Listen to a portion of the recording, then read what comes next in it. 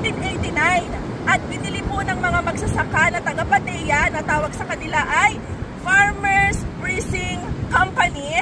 Binili nila ito para gamitin nila sa kanilang pagsasaka para sa paglilipad ng kanilang mga produkto. But unfortunately, noong May 5, 1923 ay nagkaroon ng aksidente at ito na nga, sumadsad sila dito sa Patea at ito na nga po yun, hindi na siya nakalaot pa.